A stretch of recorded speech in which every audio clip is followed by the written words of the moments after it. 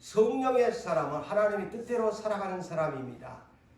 데살로니가전서 5장 18절에 범사에 감사하라. 이것이 예수 그리스도 안에 있는 하나님, 너희를 향한 하나님의 뜻이다 그랬어요. 하나님의 뜻대로 살아가는 사람은 감사하는 사람이 되어야 합니다. 그래서 오늘 본문에 의하여 은혜의 감사를 무엇으로 보답할까? 이런 제목을 붙였습니다. 오늘은 추수감사 주일이죠. 이 추수감사절이라는 말이 물론 성경에 있습니다만 이것이 인류가 지키는 유래를 우리가 알아야 안 되겠습니까? 이것은 아메리카 신대륙을 발견했던 영국의 천교도들이 1621년에 처음으로 그 아메리카 대륙에 건너가서 농사를 지어서 하나님께 그 열매들을 드리면서 감사가 추수감사절의 유래입니다.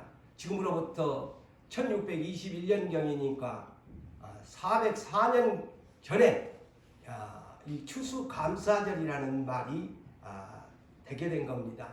그 후에 미국 16대 대통령이 누굽니까? 에브라임 링컨이죠. 이분이 11월 셋째 줄로 국경일로, 우리나라는 국경일이 아닙니다만 미국은 국경일이에요. 미국에서 가장 큰 축제가 바로 그래서 미국이 복을 받고 살잖아요. 하나님의 중심에 대통령도 성경에 손을 얹고 또 추수감사주의를 11월 셋째 줄로 지킵니다. 국경일입니다. 대단한 민족이죠. 그래서 저렇게 세계 최강의 미국입니다.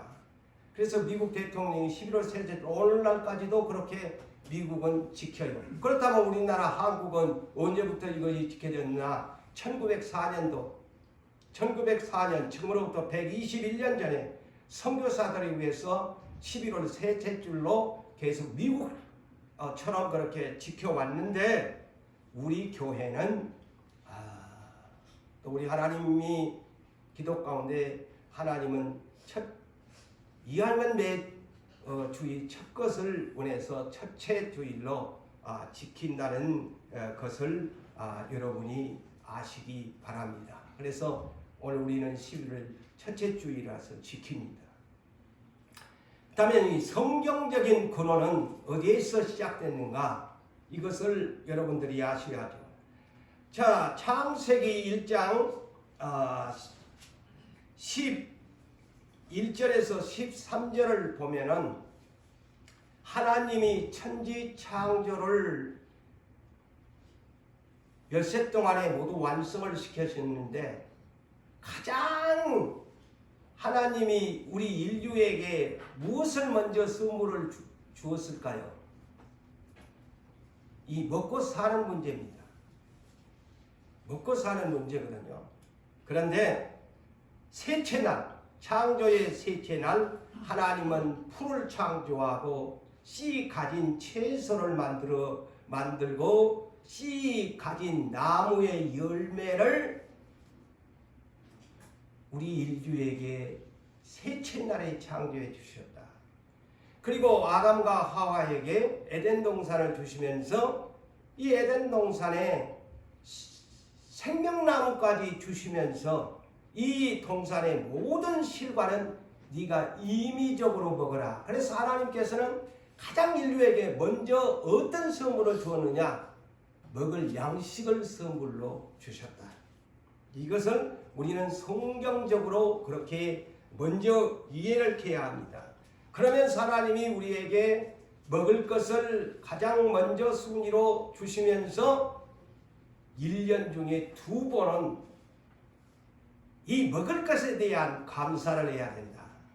그래서 먼저 첫 번째는 하계 추수감사를 해라. 그게 뭐냐? 77절 곧 맥주절이죠. 여름철에 나는 열매, 밀, 보리 등 어떤 채소 등으로 여름철에 추수감사를 해라. 그게 첫 번째 하나님 주신 법이고, 두 번째는 추수, 말하자면 축에 감사를 해라. 이럴 때는 오곡백화가 나오잖아요.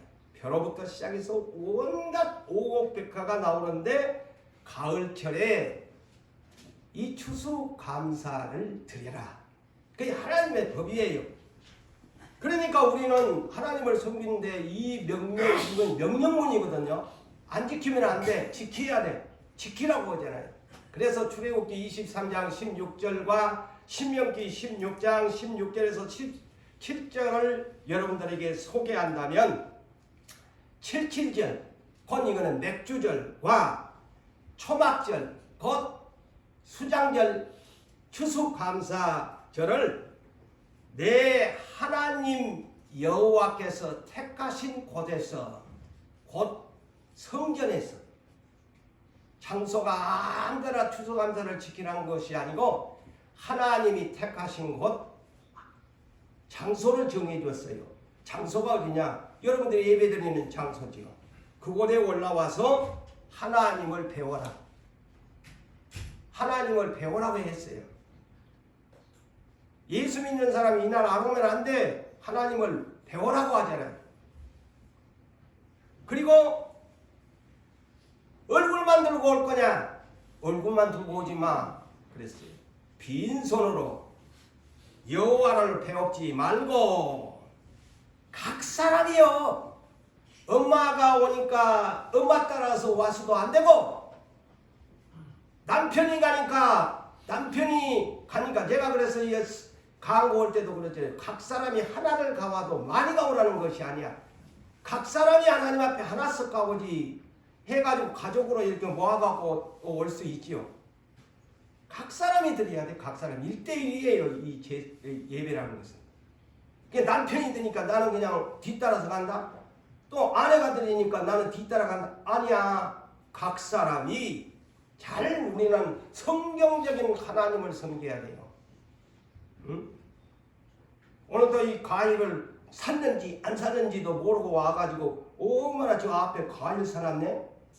그러면 그 사람이 벌써 하나님 앞에서 마음이 없는 거야. 맞아요, 안 맞아요? 정성이 없는 겁니다. 각 사람이 내 하나님 여호와께서 주신 복을 따라 어떻게?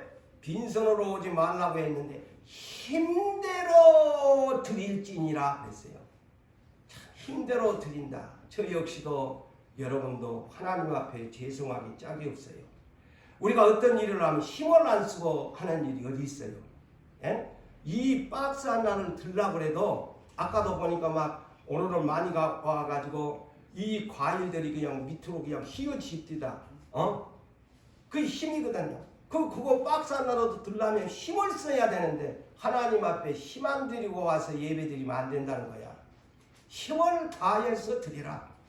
이 성경적인 하나님을 배우는 성경적인 정신을 우리가 바르게 인식하고 감사절도 지켜야 돼요. 응? 그래서 그러면 그 힘대로 드려야 할 것인데 어떻게 해야 할까? 첫째로 내 자신이 주신 모든 은혜를 갚아야 합니다. 각자가 내가 하나님의 주신 은혜를 갚아야 한다. 그래서 12절을 보십시오. 보면 내게 주신 모든 은혜를 내가 무엇으로 보답할까? 이런 마음이 우리에게 감정적으로 여러분 마음에서 뭉클하게 일어나야 합니다. 그런데 이런 마음이 안 일어난다? 그러면 내가 지금 아직도 예수를 믿는 사람으로서의 감정 표현을 하나님 앞에 하지 못하는 참 무감각한 사람에 지나지 않습니다. 벌써 마음에서 일어나야 돼요. 내가 무엇으로 이 은혜를 갚을 것인가? 이런 마음이 이 한 시간 늦게나마라도 성령 안에서 감동이 일어나기를 예수 이름으로 축원합니다. 네. 은혜를 모르는 사람을 소위 세상에서 금수만도 못하다. 이 세상에서 쓰는 용어입니다. 은혜를 모르는 사람은 금수만도 못하다. 응? 집에서 길리우는 각종 동물들도 가만히 생각해 보세요. 그래서 왜 금수만도 못하다고 했나? 집에서 길리우는 짐승, 자 대표적으로 양을 키우는 사람이 있다. 그러면 양은요 젖을 주인에게 주고 털까지 주고 나머지 고기까지 줍니다. 응? 집에서 길리우는 소, 젖도 주고 가죽도 주고 고기도 주고. 응? 그래요 안 그래요? 돼지도 찌끄러기 준 것 같지만 돼지는 주인에게 자기의 고기를 다 내줍니다. 주인님 잡수십시오. 내를 그동안 많이 키웠는데 나를 팔아서 쓰던 내 고기를 당신이 먹으십시오. 말도 주인을 위해서 일을 합니다. 수레를 끊든 쟁기질을 하든 말고기도 또 다른 나라에서는 먹어요. 고기도 줍니다. 닭도 꼭지요 시간표도 알려줄 뿐 아니라 닭은 알도 주고 고기도 줘. 아유 전부 이 집에서 길리우는. 그래서 은혜를 모르는 사람 금수만도 못하다는 것이죠. 예? 염소도 굉장히 염소를 제가 시골에 있을 때 키워봤지만 아주 부잡스럽고 여자들 치마만 입고 있으면 갖다가 거꾸로 뒤집어 버립니다. 그만큼 염소가 양하고 달라요. 아주 못됐어요. 근데 염소도 키워놓으면 젖도 주고 고기도 주고. 여러분들이 키우는 오늘날 개들이 참 막 유모차에 오픈카를 타고 그냥 다니는 세상이 됐는데, 개는요 내가 조그마한 사랑이라는 개를 키우지만 100번 1000번을 봐도 꼬리를 흔들고 좋다고 하고, 그냥 때로는 그냥 너무 귀찮게 하니까 막 지 박아도 꼬리를 흔들고 나한테 와서 엎드리고. 키우는 개도 저렇게 주인을 나중에는 싫다고 주먹으로 쥐하려도 좋다고 꼬리를 흔드는데, 이 세상의 만물의 영장이 하나님의 은혜도 몰라가지고 되겠나. 그래서 금수만도 못하다는 거예요. 응? 금수만도 못하다. 그래서 다윗이요, 그 유명한 다윗, 하나님의 마음에 합한 사람, 다윗이 시편 103편 1절에서 5절에 이렇게 노래를 했다고 하는 것이 아닙니까? 응? 내 영혼아 그의 거룩한 이름을 송축하라. 내 영혼아 여호와를 송축하며 그의 모든 은택을 잊지 말지어다. 누가? 다윗이 그랬어요. 모든 은택을 잊지 마라. 너희는 하나님의 형상을 닮은 사람들이 아니냐. 은혜를 잃어버리면 되겠나. 그래서 그 은혜를 잊지 않으려면 먼저 하나님의 이름을 송축해라. 찬양해라. 아까 우리 참 요한전도대가 참 오늘 참 보기가 좋아서 저도 막 흥이 나서 막 박자를 맞춰가지고 따라했습니다만 보기가 좋았어요. 듣기에도 좋았어요. 응? 그러면서 은택을 잊지 말라. 은혜를 갚으라고 하잖아요. 은혜를 잊지 말라는 것은 곧 은혜를 갚으라는 거예요. 그러면서 그가 왜 어떤 은혜를 잊지 말아야 하느냐. 첫째가 그가 내 모든 죄악을 사하여 주었다. 네 예수의 보혈의 피로 네 죄를 사하여 주었다. 그 다음에 두 번째 은택이 뭐냐? 네 모든 병을 고쳐주신다. 그래서 앞으로 병을 고치려고 한 사람은 감사를 많이 하세요. 입으로라도 계속 감사합니다. 내 병을 고쳐주심을 감사합니다. 계속 그렇게 해보세요. 그러면 고쳐질 거예요. 예. 그냥 병 안 고쳐준다고 짜증내지 말고 입으로라도, 아니면 더 업그레이드가 된다면 하나님 앞에 예물을 드리면서라도 내 병을 고쳐주시며. 의사한테는 퍼주면서 하나님한테는 그냥 인색해가지고 한번 생각해 보세요. 맞아요, 안 맞아요? 의사한테는 가서 돈을 퍼주면서 하나님 앞에는 너무 인색하면서 내 병을 고쳐달라고? 우리 똑바로 이해를 하고 하나님을 믿으시다. 세 번째, 내 생명을 파멸에서 건져주셨다. 이 은혜를 잊지 마라. 내가 지옥의 불구덩이로 들어갈 사람인데, 영벌을 받을 사람인데 영원한 영생을 나에게 주었다. 그 은혜를 잊지 말아라. 그 다음에 네 번째는 인자와 긍휼로 내 머리 위에 관을 씌워주셨다. 이 말은 뭘까요? 생명의 멸류관을 나에게 씌워주었다.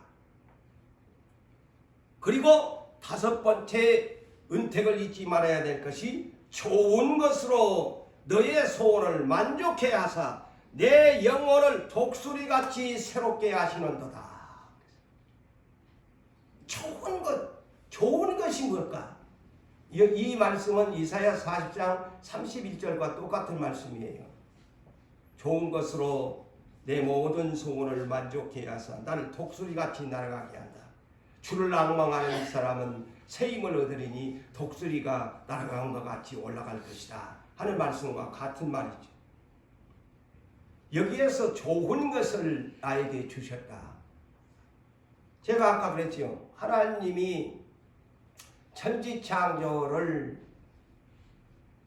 첫째 날부터 마지막 6채까지 창조를 했지요. 그런데 하나님이 쓰는 용어가 있습니다. 첫째 날부터 영어로 그랬어요. 좋다. 마지막 날에는 very good 그랬어요. very good 그랬어요. 매우 좋다. 보기에 좋았다. 그래서 우리 인류에게 첫째 날부터 여섯째 날까지 창조를 해가지고 우리 인류에게 선물을 주었잖아요. 응? 선물을 주었어요. 그게 첫째 좋은 것이에요. 두 번째 좋은 것이 뭘까? 아시나요? 마태복음 7장 11절에 너희가 너희 육체의 자식들에게 좋은 것을 줄 줄 알거든 하늘에 계신 내 아버지께서 구하는 자에게 좋은 것을 주시지 않겠느냐. 그러면 이 좋은 것이 뭐냐? 누가복음 11장 13절에 성령이라고 했습니다. 할렐루야. 오늘날 우리는 돈을 주어야만이 좋은 것이라고 합니다. 그런데 성경에서는 이 좋은 것이 뭐냐? 좋은 성령을 주시지 않겠느냐. 왜? 가장 좋은 선물이 뭐냐? 이 성령을 받았기 때문에 천국을 압니다. 예수가 보입니다.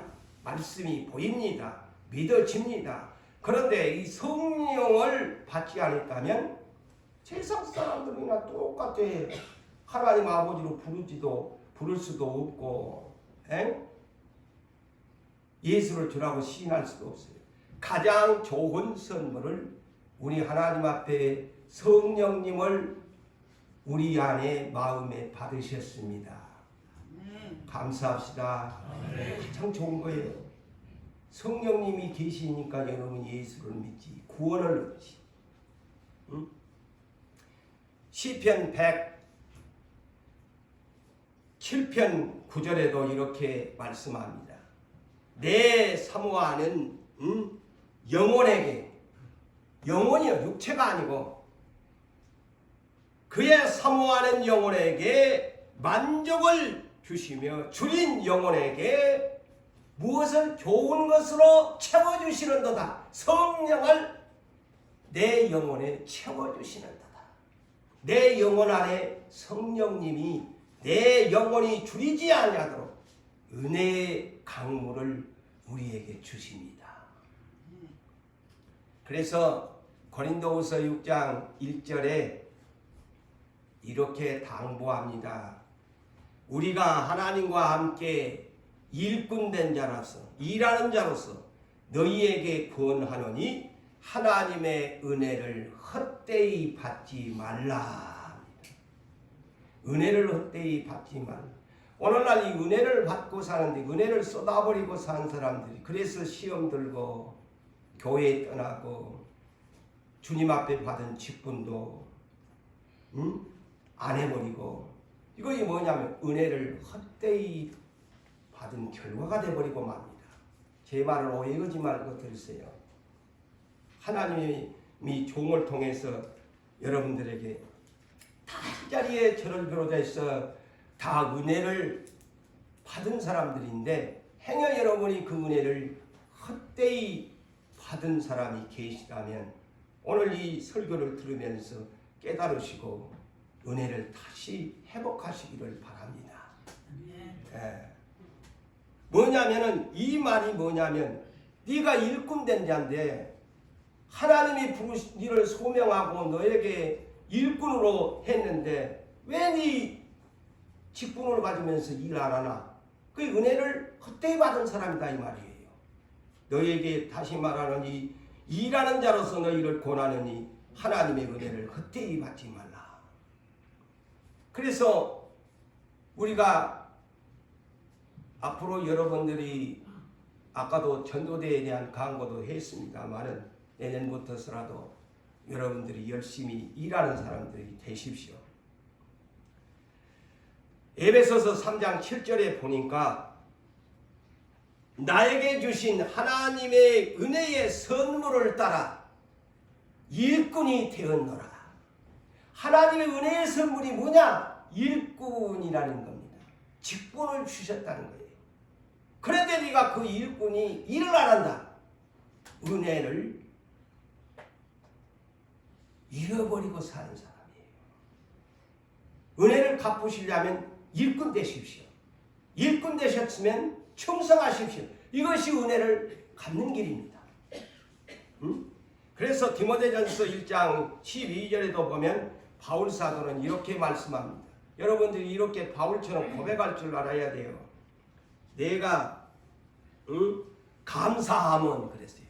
내가 감사함은 나를 충성되이 여겨 직분을 맡기셨다. 보세요. 은혜를 받은 사람은 자기의 직분을 감사하게 생각하는 사람이에요. 그런데 이것을 감사하게 생각하지 아니하고 안 드린다? 은혜를 헛되이 받은 사람이야. 제 말이 아니잖아요.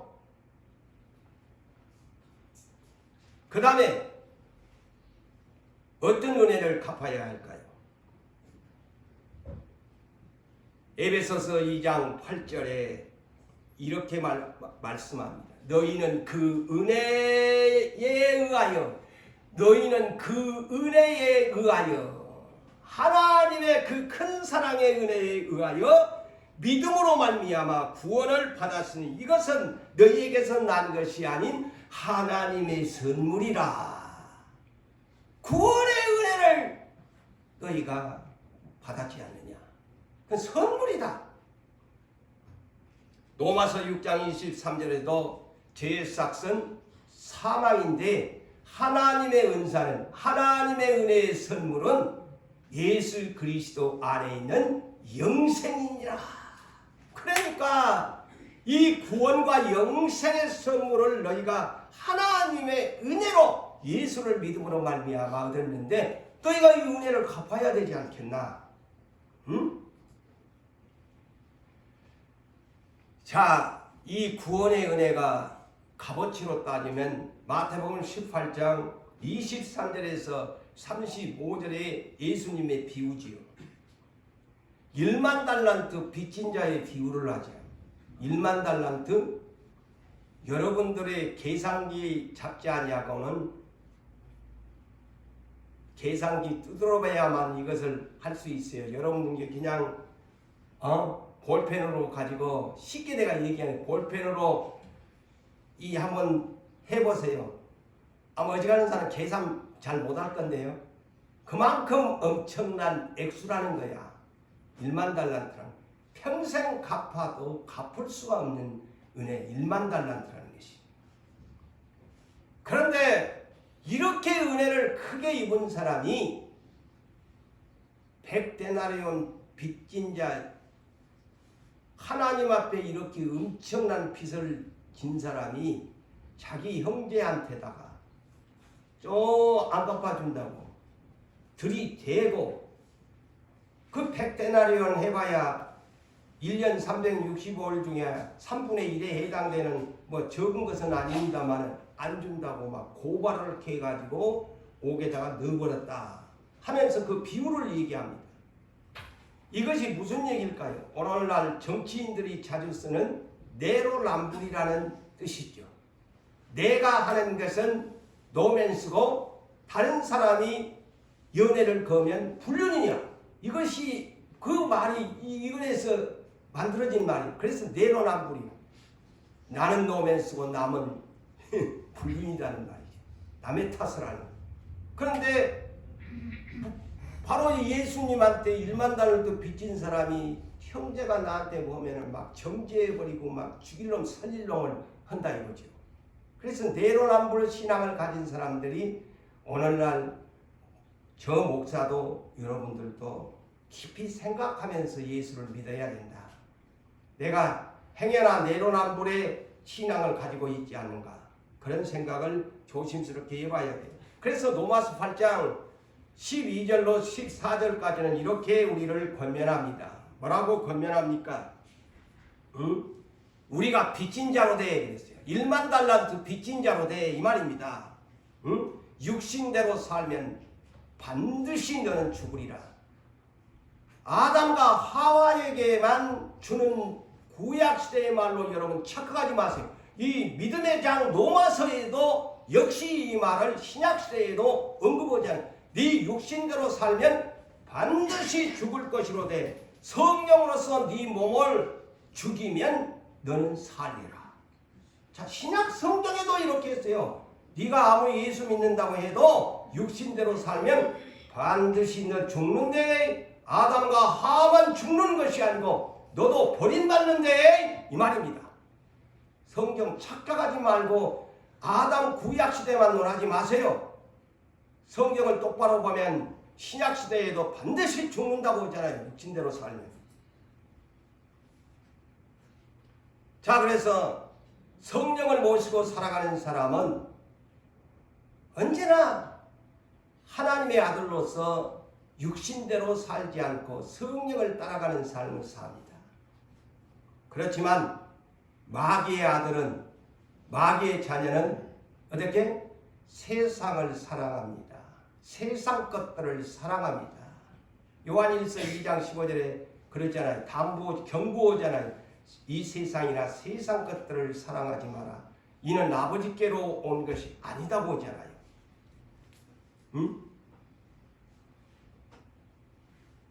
마귀를, 오늘날 예수를 믿어도 마귀를 따라다니는 사람들, 자기 자신은 하나님 믿는다고 하지만 날마다 하루 생활을 생각하면 저나 여러분들 우리의 발걸음이 어디로 가고 있나?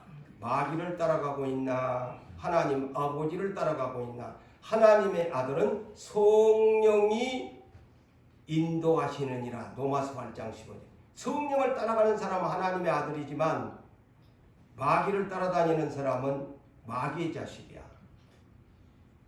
우리 그것을 알고 우리 하나님을 섬깁시다. 그 다음에 두 번째로 내가 주께 이제 은혜를 어떻게 갚아야 하느냐. 그렇다면 두 번째는 내가 주께 감사제를 드려야 합니다. 자, 오늘 17절을 볼까요? 내가 주께 감사제를 드리고 여호와의 이름을 부르리라. 보세요. 내가 은혜를 무엇으로 갚아야 할까 깨달았으면 두 번째 해야 할 액션이 내가 주께 감사제, 오늘날로 말할 것 같으면 감사 예배를 드려라 이 얘기죠.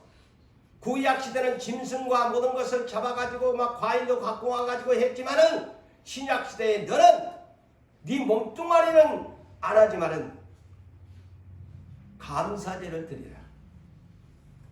그리고 여호와의 이름을 불러라. 자, 은혜를 헛되이 받지 않는 사람은 어떤 사람일까요? 은혜를 알고 깨닫고 감사를 표현하는 사람입니다. 예? 아무리 마음속에 아이고 나는 저 사람에게 신세를 많이 졌어 한 것보다도 직접 만나가지고 뭐 말이라도 아이고 당신 그동안 감사했습니다. 이 표현하는 것 속에다가 표현을 안 하고 100번, 1000번, 만번 만리장성을 쌓은들 누가 알아? 모르지. 표현을 해야지. 예? 그러니까 이 시편 기자도 그러잖아요. 표현하는 신앙이잖아요. 행동으로 옮기는 신앙입니다. 감사제를 드리고 여호와의 이름을 부르리라. 응? 그래서 요한일서 3장 18절에도 뭐라고 합니까? 말도 좋지만은 행동으로 하기를 원합니다. 응? 말과 혀로만 살아가지 말고 하나님 사랑한다고 하지 말고 행함과 진실함으로 해자 하라고 성경은 말하지 않아요? 말도 안 하는 사람보다는 낫지만은 말로만 하지 말고 진짜 네 사랑해? 사랑하면 네 사랑의 표현을 나한테 한번 해봐. 그 얘기입니다. 자, 네이지파에 속한 그 유명한 아삽이라는 사람은 어느 정도는 알지요. 이 사람은 지자지요. 다윗 왕 때의 유명한 성전에서 노래하는 그런 아삽 지자가 시편 50편 14절에서 15절에 이렇게 합니다. 감사로 하나님께 제사를 드리며 이 양반도 그러잖아요. 감사로 하나님께 제사를 드리며 그러면서 한낱날에 감사로 드리는 사람이 한낱날에 하나님의 이름을 부르게 되면 하나님이 그 사람을 영화롭게 하리라. 감사제를 잘 드리는 사람은 우리가 한날을 당할 때 내가 기도를 하면 세상 말로 기도빨이 받는 거야. 응? 기도빨이 받는 거야. 내가 너를 영화롭게 하리라. 건져주겠다 하잖아. 약속을 하고. 감사도 안 하는 사람이 맨날 날 도와주고 하는 사람보다는 감사제를 드리는 사람이 기도를 하고 한낱날에 부르짖으면 세상 말로 기도빨을 받는다는 거예요. 응? 왜 나는 기도빨이 안 받나? 한번 가만히 내가 얼마나 하나님 앞에 감사의 생활을 했는가 돌아보세요. 이 성경적이지 않아요? 응? 왜 기도가 안 될까? 왜 응답을 안 해줄까? 하면 이제 오늘 말씀 들었지요? 내가 한낱날에 기도를 했는데 안 들어줄까? 내가 얼마나 하나님 앞에 감사 생활을 했나? 한번 눈을 감고 집에 가서 생각해 보세요. 자, 시편 136편 1절에서 26절까지가 있지요. 1절로부터 마지막 26절까지 26번을 여호와께 감사하라. 명령문입니다. 여호와께 감사하라. 26번을 1절로 26절까지 26번을 언급하는데 그 중에 25절을 보니까 모든 육체에 먹을 것을 주신 이에게 감사하라. 먹을 것을 주신 이에게 감사하라. 그 인자심이 영원하리로다. 내가 오늘날까지 33끼를 먹었든 2끼를 먹었든 1끼를 먹었든 좌우지단 간에 나는 1끼밖에 안 먹는데요. 감사할 것이 적은데 그럼 감사하지 마세요. 그래도 1끼를 먹고 사는 것이 감사지. 응? 그리고 시편 145편 15절에도 모든 사람의 눈이 주를 앙망하오니 왜 모든 사람이 주를 앙망하느냐? 우리 눈이 왜 하늘을 쳐다보느냐? 이 말입니다. 왜 우리가 하늘을 쳐다보고 우리 눈이 하늘을 쳐다보고 앙망하느냐? 주가 때를 따라 우리에게 양식을 주시기 때문이라고 말씀합니다. 알았지요? 왜 우리가 하늘을 쳐다보고 앙망하고 사느냐? 하나님이 때를 따라 우리에게 양식을 주시기 때문이다. 하나님이 주신 양식이 한 시간 다 먹은 사람 아니야? 나도 먹고요. 적게 먹고 많이 먹고는 차이지 그 사람의 건강에 따라서. 그렇지만 다 먹어. 자, 그런데 우리가 이런 감사를 못한다면 안 되죠. 그래서 누가복음 17장에 이런 사건을 예수님이 꾸짖습니다. 뭐냐? 자, 어느 날 예수님이 열 문둥 나병 환자들이 하나같이 막 소리를 치면서 성 밖에 밀려난 사람들 아닙니까? 예루살렘 성 밖으로 밀려난 사람들이 예수님이 지나가는 예루살렘 올라간다는 말을 듣고서는 막 10사람이 찾아와서 난리 법석을 떱니다. 그게 예수님이 불쌍히 여겨서 고쳐줍니다. 고쳐주면서 그들에게 믿음을 보고 고쳐주면서 율법에는 나병 환자가 되면 성 바깥으로 쫓겨납니다. 같이 못 살아요. 가져가고. 그러니까 제사장한테 가서 고이고 진단을 받고 온나 건강 진단서 나섰다는 그걸 확인한 후에 돌아온나 그랬는데 다 고쳐주었는데 한 사람만 돌아와서 예수님한테 엎드려서 감사하다고 하니까 예수님이 참 너무 어이가 없어가지고 뭐라고 하느냐? 왜 니만 혼자 왔나? 다른 9은 어디 있나? 그런데 9사람이 누구냐? 하나님이 선택한 유대인들이야. 그런데 감사하다고 와서 엎드려서 감사 표현하는 사람 누구냐? 이방인 사마리아 사람이야. 그러니까 하나님의 선택한 그게 무슨 교훈이냐면요. 하나님의 생명책에 기록되어 하나님의 은혜를 이름은 맨날 불러싸면서도 감사의 표현을 모르는 하나님의 백성들이 9이나 되더라 이거예요. 차라리 이방인 사람이 감사 표현을 하니까 낫다 이거죠. 이거를 여러분 그렇게 성경을 깨달으셔야 돼요. 예수를 믿어도 감사할 줄을 모르는 9은 어디 있나? 이 얘기입니다. 예수를 믿는다며 구원을 얻었다며 영적 문둥 환자와 같이 바깥으로 이방인으로 쫓겨났는데 오늘날 저희들 예수 믿게 구원하여 천국 소망 생명처럼 주었는데 감사할 줄을 모른다. 9은 어디 있나? 왜 니만 왔나? 세 번째로 내가 여호와께 소원을 갚아드려야 됩니다. 오늘 본문 보세요. 14절에 여호와의 모든 백성 앞에서 나는 나의 서원을 여호와께 갚겠다. 갚겠다. 그리고 18절 19절에 내가 여호와께 서원하는 것을 그의 모든 백성이 보는 앞에서 나는 내가 지키리이다. 그리고 예루살렘아 곧 유산 교회야 너 한가운데 곧 여호와의 성전 뜰에서 지키리라. 할렐루야. 그래서 이 내용을 보니까요, 이 하나님 앞에 여러분들 약속한 것이 많지 않습니까? 입으로든 마음으로든 약속한 것이 많을 거예요. 직분이든 그 모든 것이든 작정이든. 그러면 이 사람은 성전에 와서 그것을 지키겠다.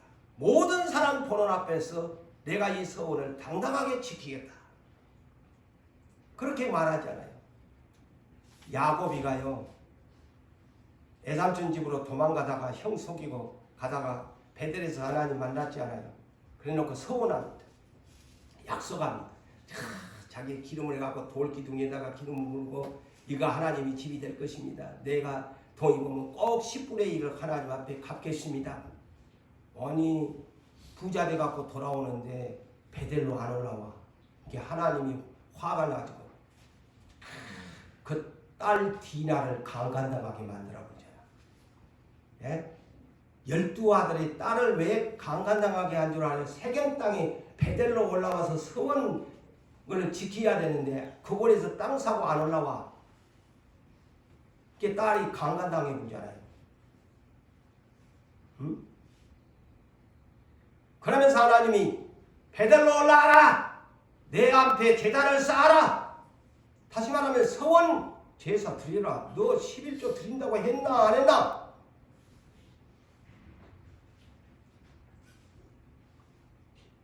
그래가지고 그때사 비로소 정신 바짝 차려 온 가족을 이끌고 베델 상순이 나무 밑에 가서 막 기골이고 뭐고 막 이방 신사까지 싹 청산해버리고 하나님 앞에 서원 제사를 드렸더니만 마침내 하나님이 직접 이제는 네 야곱이라고 하지 마라. 너는 이긴 자 이스라엘이라고 하라. 할렐루야. 하나님은 그런 하나님이야. 서원 갚으라고 하잖아요. 응? 한나도 자식 못 낳아가지고 사무엘을 얻었는데 가축없이 약속 지키지 않아요. 응?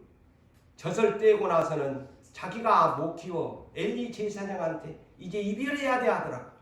당연히 아들 자기가 기도해갖고 난 지 얼마나 아까운 자식인데도 하나님 앞에 드려보잖아. 서원을 갚으잖아. 성전에 와서. 응? 오늘날 여러분들 집에서 키운 것 같으면 아무나 도와주면은 이제는 엄마하고 떨어져 살아야 돼. 엘리 제사장 밑으로 들어가 버리잖아요. 그러니까 그 아들이 유명한 사무엘이 된 거 아닙니까? 그 어머니의 신앙이 이만큼 중요하다는 겁니다. 에? 어머니의 신앙. 하나님과의 사랑의 관계를 그래서 여러분들은 자꾸 오면 막 가족이 먼저냐 무엇이 하나님 먼저냐 막 그걸 아직 믿음의 단계가 못 되다 보니까 괜히 막 오해하고 교회 가니까 막 하나님 먼저 생겨나고 가족들은 그냥 막 이상하게 해석을 해가지고 그런 뜻이 아닌데 신앙의 성숙 단계가 되면 그런 것을 다 이해합니다. 제가 설명 안 해도 괜히 근데 신앙 성숙이 안 되놓으면 그냥 막 성질부터 내고 막 교회 가니까 응? 만원이라도 보내라 뭐 그런 뜻도 아닌데 하나님의 우선순위인데 이 상황에 꽈배기처럼 꽈들어가지고 시험 들고 그냥 교회 떠나고 하나님 안 믿으려고 하고 그 속이 비좁아서 그래요. 속이 넓은 사람은 절대 그런 생각 안 합니다.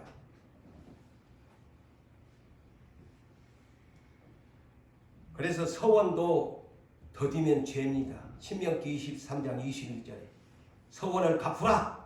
서원이 더디면 죄이다. 그래서 여러분들 하나님 앞에 마음속으로 나는 어떻게 하겠다. 직분도 여러분 해마다 할 때 오른손 손들고 충성행 다 하나님 앞에 그거의 서약이잖아.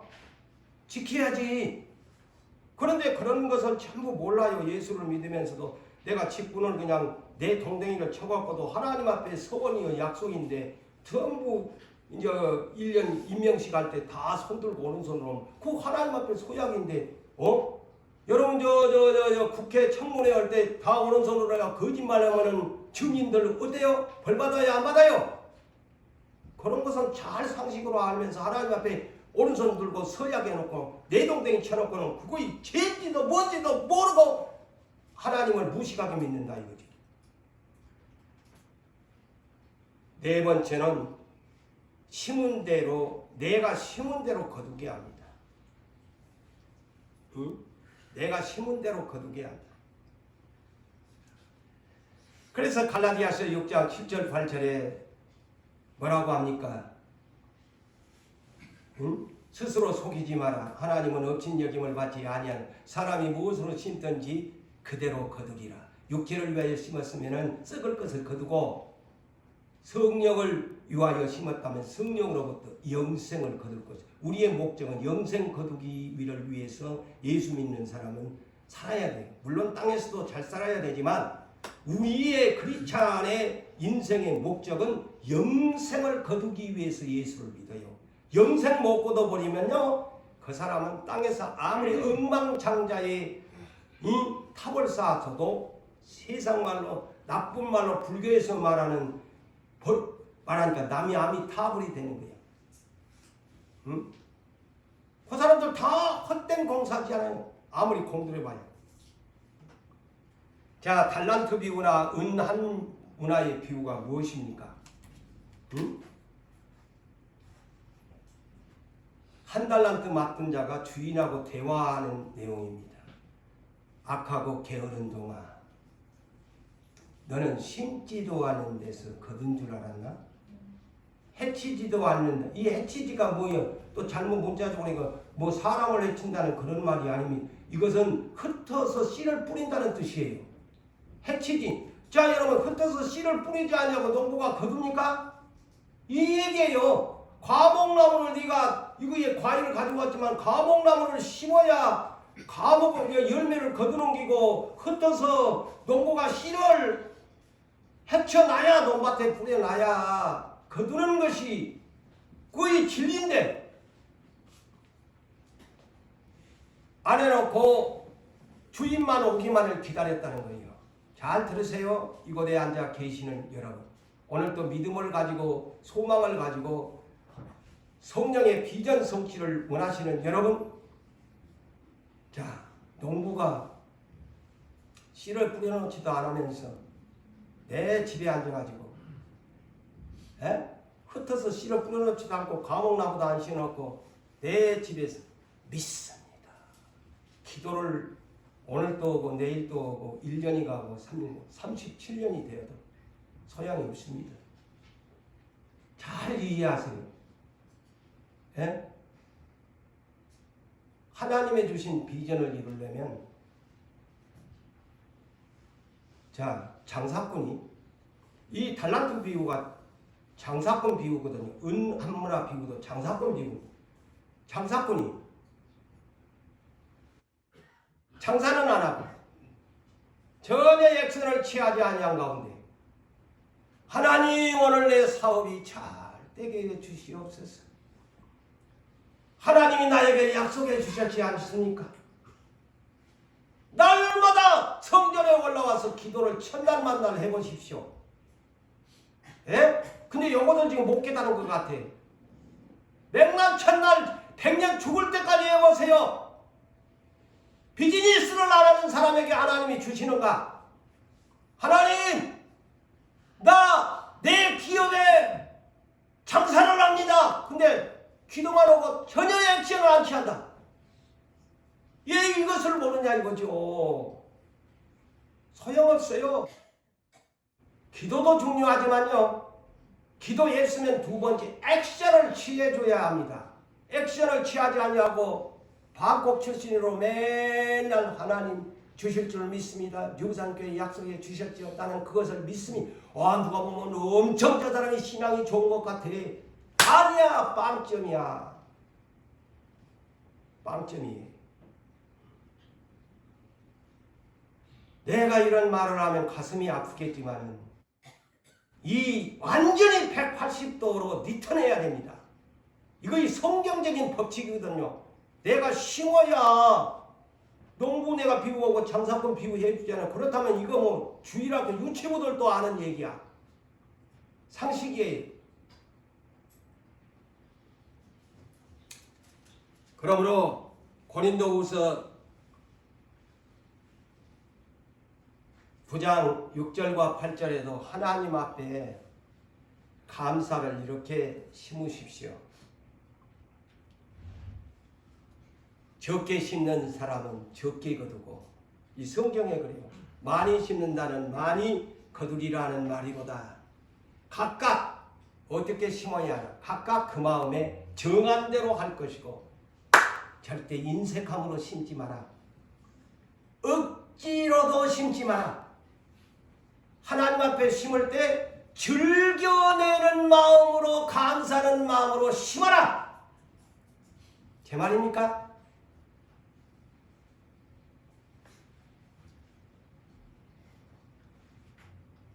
심어야 됩니다. 그래서 기독교는 저는 이렇게 말하고 싶어요. 영어로 말할 것 같으면 다 알 거예요. 다 이런 영어 정도. Give and take. Give and take. 이 말이 뭔가 주거니 받거니란 뜻이죠. 응? Give and take가. 하나님이 주셨으니 하나님이 또 받으시기를 원하고, 또 내가 하나님 앞에 드렸으니 또 하나님한테 내가 또 주심을 기대하는 거야. 이 기브 앤 테이크 신앙이에요. 그런데 내가 하나님 앞에 이미 우리에게 은혜를 주셨는데 내가 지금 차례가 뭡니까? 테이크 차례야. 내가 테이크가 받았으니까 어떻게 해야 돼? 감사 표현을 해야 될 거 아니오. 그래서 마태복음 6장 19절에서 20절에 하늘에다가 땅에다가 보물을 쌓아두지 말고 하늘에 네 보물을 저축해라 그러잖아요. 오늘날 우리는 세상에 살면서 은행에 저축하고 돈을 모으잖아요. 그 다음엔 하나님 나라에 가서 살 사람은 또 장차 우리가 가야 할 곳은 하나님 나라의 보물을 쌓아두라. 그곳에는 종과 동록과 도둑놈이 없다. 네 마음이 있다면 그곳에 네 것이 있다. 그래서 사랑하는 성도 여러분, 말씀을 맺고자 합니다. 은혜의 감사를 무엇으로 보답할까? 그렇다면 이제 그런 마음이 우리에게 온다면 이제 마음의 표현을 하시기 바랍니다. 그리고 행동을 하시기를 바랍니다. 아까 말한 대로 하나님도 우리에게 기브 앤 테이크의 법칙을 적용하신다. 하나님도 주셨으니까 받기를 원하고 또 하나님이 우리가 드리는 감사를 받으시면 또 우리에게 주십니다. 그래서 이게 해전되는 거예요. 기브 앤 테이크의 법칙은 하나님과 우리의 관계는 언제나 주고받고 사는 그런 관계임을 여러분들이 아시고 감사로 우리 하나님께 영광 돌리시기를 예수 이름으로 축원합니다.